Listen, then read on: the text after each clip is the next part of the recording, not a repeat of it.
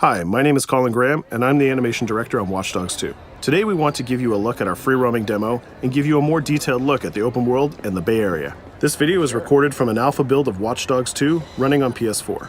In Watch Dogs 2, we've expanded our hacking tools to give the players more options. By tapping and releasing the L1 shoulder button, we can do a contextual quick hack on this person. If we want more hacking options, we simply hold the L1 button while focusing on our target. Now we can see that there's 4 contextual hacks available on this car. Using the L1 button in 2 different ways allows the players to have fast access to the most common hacks, but it also opens up additional contextual hacks. This gives the player more hacking options than before.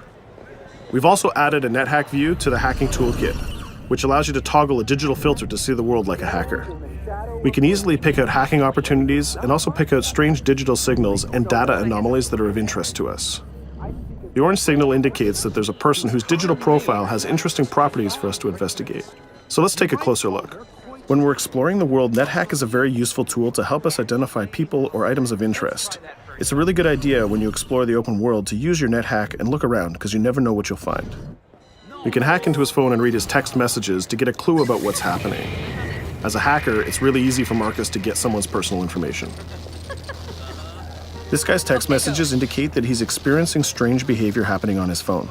He seems to think that it happens every time he comes to this exact area. Let's see what our DedSec teammates think about these strange signals. That felt like a rock star pose. Found something weird. Sweet. Get a picture. No, I mean, my MC catcher detector is going off. We really need to find a better name for that. Why? That's the technical name. My Stingray sniffer tells me somebody's leeching data off of people's phones below. Looks like the data's going to Coit Tower. See? Weird. Weird indeed.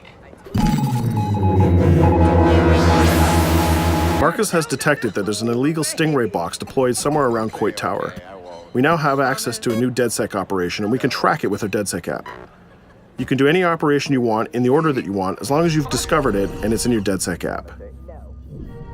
With the NetHack, we can see the Stingray box is deployed all the way on the top of Coit Tower. But since the tower is closed, we're going to have to find another way to reach it. You still have a little on your nose. In Watch Dogs 2, Marcus has some custom-built toys to play with, so we can just deploy our quadcopter and fly it to the top. Coit Tower is an iconic landmark known for its great view. From here, you can see the whole city is accessible. You can visit landmarks like Sutro Tower, you can explore Golden Gate Park, or take a drive across the bridge to Marin. You can sail the bay on a sailboat, or you can visit Alcatraz, or maybe take a selfie with the sea lions on Pier 39. You can also travel across the Bay Bridge to Oakland, or take the freeway south to Silicon Valley. You can also take your time and explore San Francisco's diverse neighborhoods like Chinatown, Castro, or even the Tenderloin. With the drone, we can easily hack into the Stingray box and track its source. This one is operated by Greystrom, who are illegally installing these boxes all across the city. The open world is full of opportunities like this DedSec operation.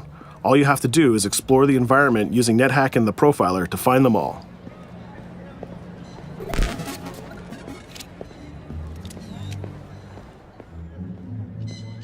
There we go. This one has a breadcrumb trail I can follow. Nice. Where's he go? Looks like Greystrom set up a warehouse out by the piers. You wanna bet I can find some shady shit in there? Definitely some shady shit in there. We can open our smartphone and select the DedSec app to track this operation. We use the DedSec app to manage all of our activities in Watch Dogs. We can see the objectives on our map, and it's not very far, so we can drive there pretty quickly. The Noodle Map app can be used to locate different landmarks and areas of interest. The entire Bay Area is yours to explore from the very beginning of the game, so you don't need to unlock anything. There's also a shop on Pier 39 where we can customize Marcus's outfit, and there's some other open world activities we can check out along the way too. Let's take this car and head down to the waterfront. Cars are particularly vulnerable to a hacker like Marcus, and you can acquire a skill that allows you to simply unlock any car in the game with your phone. One of the biggest feedbacks we got from the fans after the first Watch Dogs game was about the driving. We've significantly improved the driving to make it more responsive and accessible to a wider number of players. Driving was reworked extensively with a team of experts from Ubisoft Reflections. This is a particularly important improvement because San Francisco is known for its steep hills and its tight winding streets. course, driving and hacking go hand in hand, and you can still hack steam pipes, traffic lights, and you can also hack individual vehicles. As you can see, it's much easier to drive through the city in Watch Dogs 2. Let's pull up here at iconic Pier 39 and take a quick look around.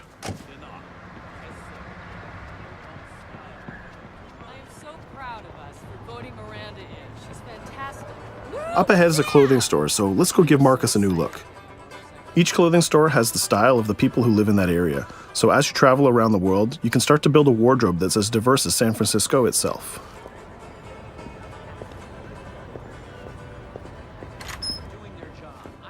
There are over 700 unique items of clothing that Marcus can purchase to wear, with over 1 billion possible combinations. We can go into the fitting room menu and browse a selection of items found in the store. Let's start by switching up Marcus's jacket. Each item of clothing in the shop is handcrafted to fit Marcus's overall look. You can mix and match any pieces of clothing you want. You can change your hat, glasses, face mask, bag, shirt, pants, and shoes. There's some nice normcore hoodies in here, but I think we should go with the shirt with the giant skull on it. Let's take a look at what we got for shoes. Since people who come to Pier 39 are often tourists, we have styles of shoes that they would buy. We can go with these comfortable gator shoes, or maybe some open-toe sandals. Or if you really want to make a statement, you can buy the awkward socks and sandals combo.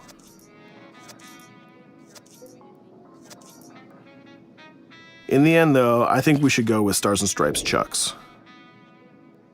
We could really stay here all day trying on clothes, and each store has a wide variety of clothing options, so you can really make Marcus look the way you want. From biker leather to hip-hop, from pinstripe suits to tie-dye tank tops, you can really craft the look that's unique to you. In Watch Dogs 2, you manage your activities from your smartphone. There's an app shop, a media player, the DedSec app, and a research app that allows you to develop new skills. Let's take a look in the app shop to find the scoutX app. San Francisco is full of iconic landmarks, so as you explore the world, you'll find new scoutX objectives in the app. Once we've installed it, we can find nearby landmarks and go check them out.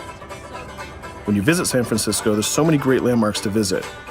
The scoutX app will be like your tour guide in Watch Dogs 2. We're right near the crab statue on Pier 39, so let's go to that one right now.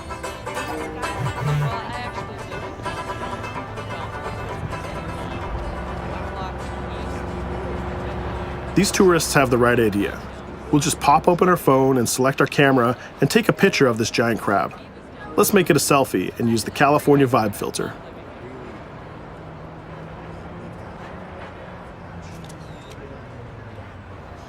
What's that? Uploading the photos to the scoutX app will give you more followers, and you'll need those followers to progress through the game. So we had a look around and we bought some new clothes, but let's get back on track and head to that next pier, and we'll take care of that stolen data at the Greystrom site.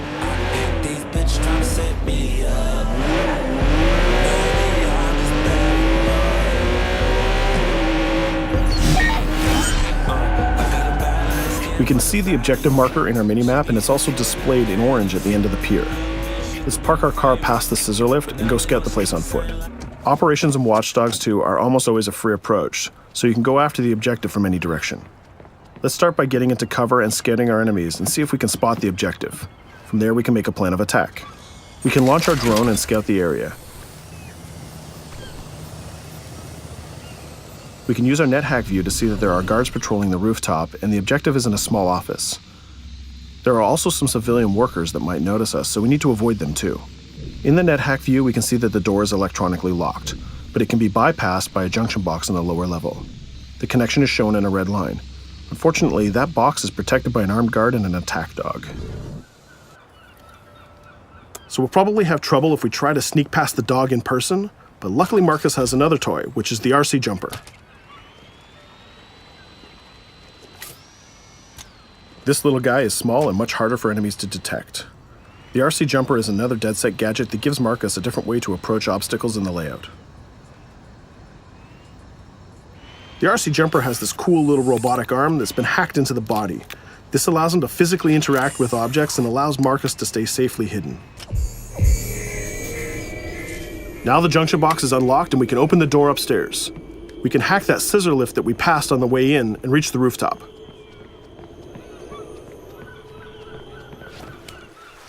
By hacking into the OS of the scissor lift, Marcus can take remote control of it. Not only can you raise it up and down, but you can actually drive it around anywhere you want in the world. This level of control gives players total freedom when dreaming up an approach to a mission. Our first challenge is to get past the guard in front of us.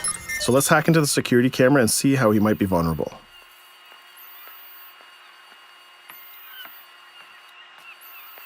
There's an industrial air conditioner unit that we can hack. We can set it to explode when the guard comes close, and we can hack it to attract the guard with a strange noise. The guard will go investigate the noise and walk straight into the trap we set. Shit. Does anyone know first aid?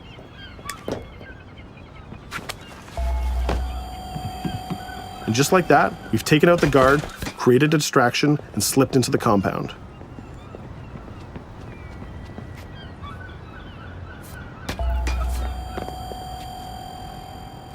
A more direct way to neutralize a guard is to use the non-lethal stun gun. Marcus has an array of non-lethal tools and techniques, and you can complete the entire game without actually killing a single enemy. Since we already unlocked this door with our RC jumper, we can just quick hack it to open it.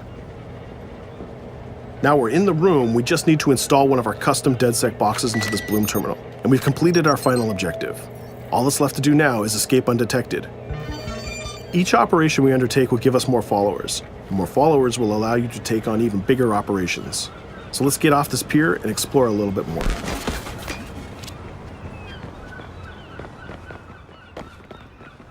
Tell me you fucked up their hardware?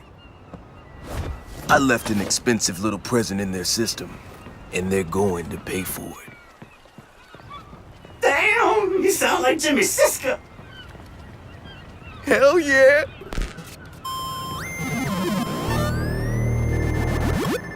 Up ahead, we'll notice there's another player hanging about. He's easy to spot because of the purple icon and the gamer tag over his head. In Watch Dogs, your game session can be seamlessly merged, and you will often encounter other players exploring the world just like you. This guy looks really friendly. We have an opportunity to join up and form a co-op party, so let's send him an invite.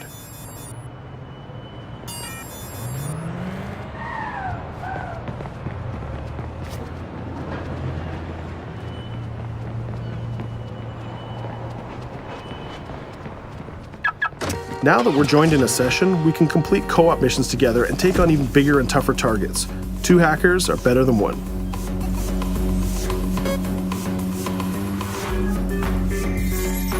We're going to head across the bay to Prescott, which is in North Oakland, to infiltrate a gang lair. We can get there by driving across the Bay Bridge together.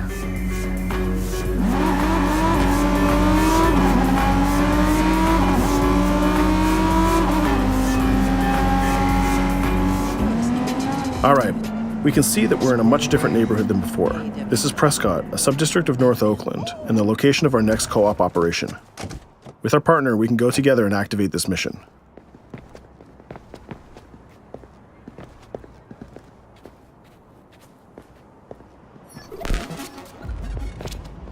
Marcus, we have operations popping up everywhere. Some of them are 2 hacker jobs. Where you need me? Sending you the coordinates. And Marcus, it works both ways. When you need help, fire off a call and we'll send someone your way for the assist. This area is a free approach, so we can tackle it any style we want. Since we're now 2 hackers working together, we'll cover our partner from the sky and help him out with some well-timed hacks. We can distract this guard by hacking his phone, and our friend will take him down very stealthily. We'll continue to scout the area and find more lookouts, like this gang member on the rooftop. We can automatically tag them, and once they're tagged, both players can see them. Our partner is going to sneak up on the rooftop and take out this guard, and we can help him with some well-timed hacks. If we use a contextual hack on this transformer box, we can attract the guard. Our partner has an easy shot with his stun gun from that distance.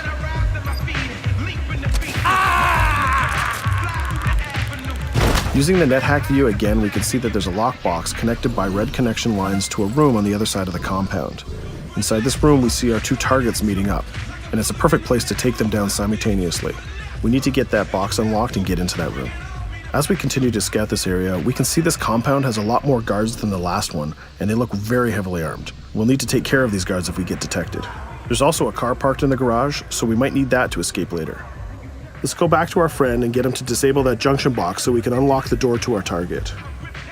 The drone has a lot of flexibility and it's small and hard to detect, but the trade-off is that you can't physically interact with objects like this junction box. But it's not a problem for our man on the ground to do that for us. The signal lines have changed from red to blue, so now we know that we can open the doors and get to our targets. Scouting phase is done, so let's get up on that rooftop with our partner and get close enough to neutralize these enemies. We can hack these junction boxes and set a proximity trigger on them. They'll explode if an enemy passes through them, but they won't be triggered if we pass through them ourselves. We can also deploy electroshock mines from our inventory, and they're fully hackable too. It's a good idea to leave traps for your enemies in case they try to flank you. Our partner is camped out by the door ready to rush into the room, but we're going to create a distraction first. We'll get into position behind these crates, and this time we'll launch our RC jumper. Once our partner opens the door, we'll zip in and create a distraction.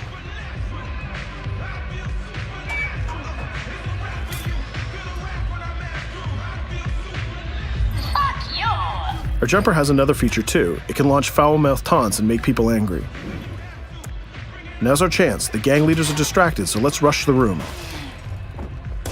This guy was pretty tough, but getting a thunderbolt to the face will ruin his day. Now we have his cell phone and all the evidence that we need. We just need to plan a way out of here. We can switch back to our quadcopter, which is hovering where we left it, and take a look at what's going on from the sky. We can see one of the guards is rushing up the stairs to help his boss, but our partner has that door covered with his DedSec rifle. There's another guard on the ground level who's alerted to our gunfire, so let's use a contextual hack on him. We've changed his profile to make a rival gang think that he's a police informant. The rival gang will come to this compound and take care of him for us. Things are heating up, so we're going to have to improvise a little bit. We can hack the car in the garage and reverse it away from the enemies so we can use it for our getaway. The rival gang just arrived and they've engaged in a gang war with the remaining guards. These guys aren't messing about. They're armed with grenades and body armor. We'll take some higher ground and use our DedSec 3D printed assault rifle to take them on. They're here somewhere. Find them. We lost us. We better leave it. There's still one guard left, so we can hack his headset, which leaves him vulnerable to a takedown.